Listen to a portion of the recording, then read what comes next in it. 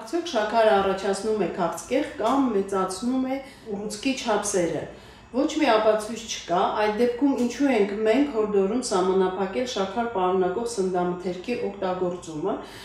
որովհետև շաքար պարունակող սննդամթերքը բերում է քաշի ավելացմանը կամ ճարպակալմանը, իսկ դա պարարտ հող է ստեղծում քաղցկեղի զարգացման դեպքում։ Մեր բջիջները, ինչպես քաղցկեղածին, այնպես էլ նորմալ միլիոնավոր բջիջներ, որպես էներգիայի աղբյուր օգտագործում է շաքարը, նույն ինքը գլյուկոզան։ Եվ դեռևս չկա դեղամիջոց, որը կանջատի ուռուցքային բջիջների շաքարը և միևնույն ժամանակ չի անջատի մեր էլեկտրակայանները, նորմալ բջիջների։ Մեր օրգանիզմը շաքար ստանում է դրսից կամ սինթեզում է, ստանում է քաղցրահամ